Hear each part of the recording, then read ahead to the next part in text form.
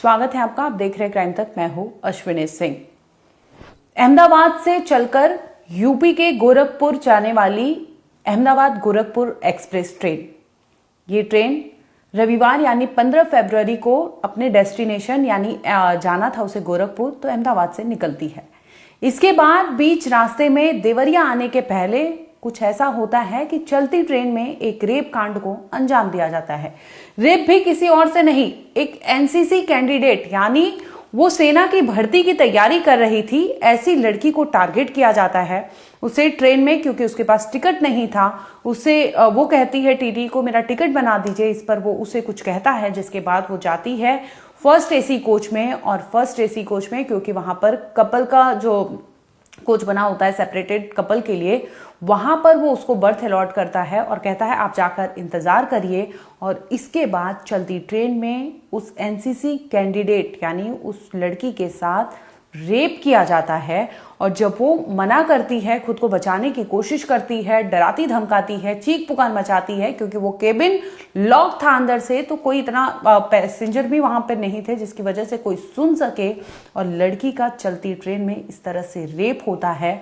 और इसके बाद जो क्रिमिनल कोई और नहीं, बता दूं कि टीटी खुद था, उसने उस लड़की का रेप किया। और रेप करने के बाद जैसे ही लड़की डरा धमका रही थी, तो वो देवरिया आने के पहले ही बीच स्टेशन में रुक जाता है जहां पर ट्रेन रुकती है, और इसके बाद वहां से फरार हो जाता है। लड़की जब मना करती है, रोक टोक करती है, तो इस पर कहता है कि क्योंकि तुम्हारे पास वैलिड टिकट नहीं है तो तुम्हारे ऊपर मैं कानूनी कार्रवाई करूंगा, तुम्हें जेल भेज सकता हूं। और अगर इस कांड के बारे में तुमने किसी को बताया तो ये ठीक नहीं होगा तुम्हारे लिए। और इस तरह से वो थ्रेट देता है, जिसके बाद लड़की डरी सहमी जरूर होती है, लेकिन वो अपनी हिम्मत दिखाती है। और इसके बाद डायल 112 पर वो फोन करके सूचना देती है कि उसके साथ चलती ट्रेन में क्या हुआ था। आखिर क्या था पूरा माजरा, आइए आपको सिलसिलेवार तरीके से बताते हैं। वारदात 15 फरवरी की बताई जा रही है। ये गाड़ी गुजरात के अहमदाबाद से चलकर गोरखपुर के लिए जानी थी, डेस्टिनेशन जो था। और वहां जाने के पहले आपको बता दूं कि मऊ, क्योंकि लड़की जो थी बेसिकली वो रहने वाली तो गोरखपुर की ही थी, लेकिन वो मऊ में कोई एग्जाम देने गई थी, जिसकी वजह से वो मऊ पहुंचती है। हालांकि वो गोरखपुर में भी रेंटेड घर लेकर वहां पर तैयारी कर रही थी। इसी दरमियान वो मऊ गई थी। एनसीसी कैंडिडेट का जो सर्टिफिकेट, सी कैटेगरी का सर्टिफिकेट होता है, उसके लिए वो एग्जाम देने गई थी। और इसी दरमियान वो रिटर्न हो रही थी, क्योंकि परीक्षा का दौर था और ऐसे में लोग जो है ज्यादा थे, कई ऐसे स्टूडेंट्स थे जिसकी वजह से उसे ट्रेन में टिकट नहीं मिलता। और मजबूरी में वो ट्रेन पकड़ती है और उसे पहुंचना होता है गोरखपुर। मऊ से पकड़कर वो गोरखपुर के लिए बैठती है, लेकिन इसी दरमियान टीटी आता है जांच पड़ताल करने के लिए, टिकट पूछने के लिए। और जब लड़की से पूछता है कि आप अपना टिकट दिखाइए, तो वो कहती है कि मेरे पास टिकट तो नहीं है, लेकिन आप मुझे कोई अगर सीट हो तो अलॉट कर दो, अदरवाइज आप मेरा पेनाल्टी मार दो ताकि मैं सेफली गोरखपुर तक पहुंच पाऊं। टीटी देखता है कि लड़की अकेली है, मौके का फायदा उठाता है और लड़की को कहता है कि अच्छा ठीक है, मैं आपका टिकट बना दूंगा, आप चले जाइए फर्स्ट एसी में। उसको बर्थ बताता है, जिसके बाद वो लड़की जाती है, वहां पर वेट करती है। और जब यहां से चीजें कर लेता है ये टीटी, तो पहुंचता है फर्स्ट एसी के उस कोच में, जहां पर कपल का सेगमेंट बना होता है, कोच सेपरेटेड। और वहां पर जाकर लड़की से बातचीत करता है, क्योंकि उसकी मंशा जो थी पहले से ही गलत थी और उसका इरादा जो था लड़की के साथ गलत काम करने का था। यही वजह होती है कि पहले पहुंचता है और वो लड़की से स्मूथली बातचीत करता है, ताकि इसे भनक ना लगे कि इसके अंदर चीजें चल के आ रही है। लड़की से टिकट के बारे में बात करता है और टिकट बनाए इससे पहले वो पूछता है कि आप कहाँ से हैं, क्या कर रही हैं। इस पर वो कहती है कि मैं एनसीसी कैंडिडेट हूँ और मैं तैयारी कर रही हूँ सेना में जाने के लिए। इस पर वो आगे भी पूछता है कि आप रहने वाली कहाँ की है, और इसी दरमियान उसे गलत तरीके से टच करने की कोशिश करता है। अब लड़की को ये चीज गलत लगती है, वो उसे रोक टोक करती है, मना करती है। इस पर क्या करता है, लड़की को वो झटकारता है और फौरन वो केबिन जो होता है कपल वाला, वो लॉक कर लेता है।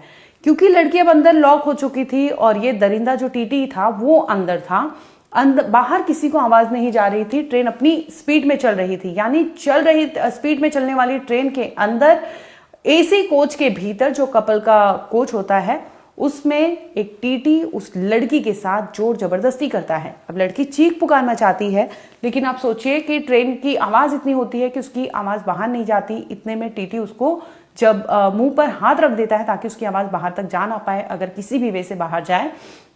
और इसी दरमियान लड़की के साथ वो रेप करता है। रेप करने के बाद जब वो उठता है तो बोलता है कि अगर तुमने किसी को कुछ भी बताया तो तुम्हारे साथ ठीक नहीं होगा। लड़की, क्योंकि उसे पता था कि वो कौन है और वो आगे कार्रवाई कर सकती है, तो उसे धमकी देता है, तुम बिना टिकट ट्रेवल कर रही थी और ये तुम्हारे लिए सही नहीं है। अगर तुमने मेरे खिलाफ कुछ बोला तो मैं तुम्हारा पूरा काला चिट्ठा खोल दूंगा कि तुम बिना टिकट के ट्रेवल कर रही थी।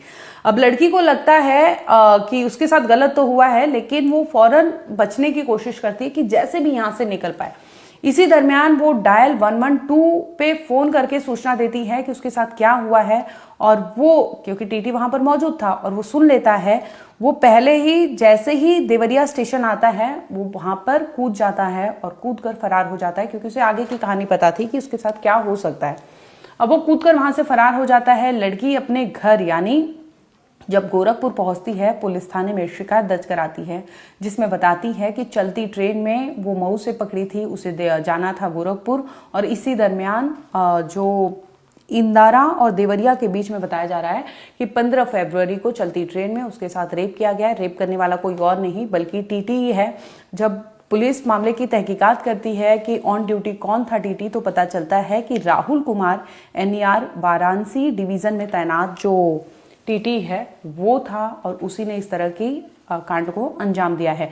रहने वाला बिहार का बताया जा रहा है। फिलहाल बता दूं कि जैसे ही मामला लड़की ने गोरखपुर में दिया, पुलिस वहां से ट्रांसफर करती है देवरिया, क्योंकि शख्स जो है देवरिया में भाग गया था, और वहीं पे मुकदमा दर्ज किया जाता है। लड़की का मेडिकल कराने के लिए उसे भेज दिया गया है, और आगे राहुल कुमार, क्योंकि उसके घर पर पुलिस तलाशी करने गई थी, वो वहां पर भी नहीं पहुंचा है, तो पुलिस अब आगे जांच कर रही है। और इसी के बदौलत पुलिस ने 10,000 का इनाम भी रखा है कि जैसे कि भी राहुल कुमार अगर पकड़ा जाता है तो 10,000 इनाम दिया जाएगा।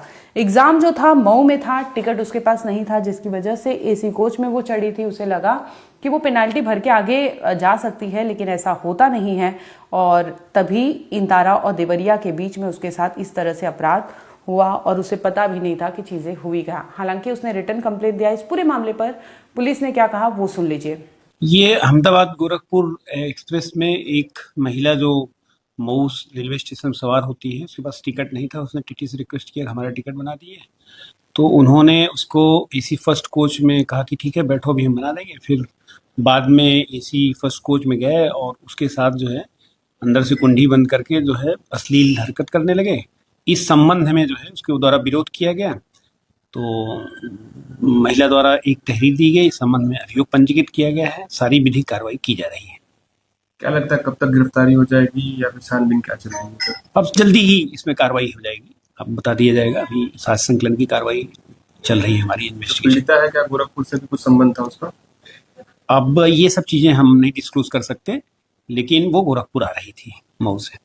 फिलहाल आपको बता दूं कि इस पूरे मामले में पुलिस ने मुकदमा दर्ज कर लिया है। लड़की का मेडिकल टेस्ट कराने के लिए उसे भी भेज दिया है, क्योंकि वो NCC कैंडिडेट थी, उसे पता था लॉ एंड ऑर्डर, जिसकी वजह से उसने अपने खिलाफ जो हुआ अत्याचार उसे लेकर उसने रिटर्न कंप्लेंट दिया, जिसे लेकर पुलिस भी अब जांच पड़ताल कर रही है। यहां तक कि 10,000 का इनाम भी घोषित किया है, ताकि राहुल कुमार को जो भी पकड़े तो उसे इनाम दिया जाएगा।